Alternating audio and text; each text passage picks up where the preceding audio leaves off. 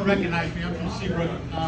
If I've ever gotten in a fight with you, if I've ever insulted your family or called your dog ugly, I want you guys to know there are no ugly dogs.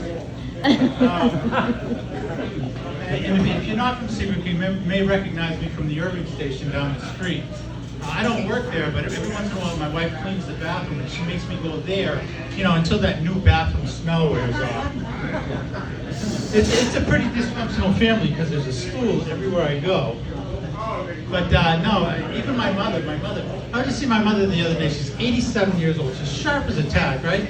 She looks at me and she says, "It's nice to see you not wearing that ratty old hoodie." Now, every time I go to her house, I have to wear that same hoodie, just out of spite. It's it's multi-generational, the dysfunction in my family. My kids, they still live at home and they have adult relationships now. Now, all of a sudden, I have to close the bathroom door. I mean, it's very inconvenient. I'm a dude, right? I can find anything, anywhere, anytime, except for one thing.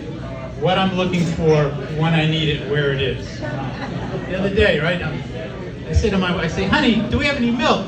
"No." She says, "Yeah, it's in the refrigerator." I said, "No, it's not, because I'm looking in there right now." She comes into the kitchen, to help me.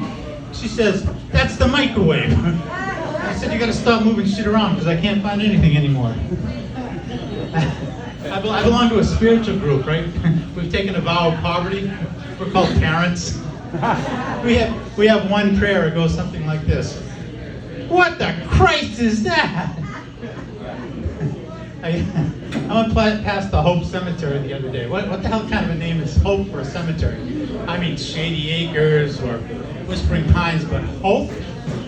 If you pull up to a freshly dug grave in the back of a hearse and you haven't already arrived at your final destination, there's no hope for you, right? I mean, that's it. I like to think that the afterlife is maybe a little bit more efficient than the DMV, right? I don't know. I think if you're a Hindu, that's probably the most efficient afterlife. I mean, you go to wherever it is. There's just one guy. The head guy's at the end of the line. People are walking up to him. He goes, "Okay, you're going back as a sloth. You will go back as an orangutan." Step up. He says, "Oh, Mr. McGinley. Oh, you are so lucky. You are going back as a cow, the most sacred animal of all." "No, that's great." "Oh, I'm sorry. You're going to Texas. See you next week." It's never good news if somebody says they're sending you to Texas. A trip to Texas is never first place on the Wheel of Fortune. I can hear it now. "Tell them what they won, Johnny." "Well, you won an all-expense paid trip to wacky Waco, Texas, where you'll stay at the David Koresh suite of the Branch Davidian Airbnb." That's, I don't know. I went to my doctor the other day. He diagnosed me with something called senior Tourette syndrome. You heard of this? And so what happens is that the symptom is you randomly yell out these old man expressions like "pull up your pants" or "get off my lawn" or "go back to where you came from." My doctor had a really tough time diagnosing me. He just thought I was running for president. The funny thing is he was going to vote for me, right? Yeah. I don't know. I suffer from delusions of grandeur. You know what those are? Delusions of grandeur. I'll give you an example.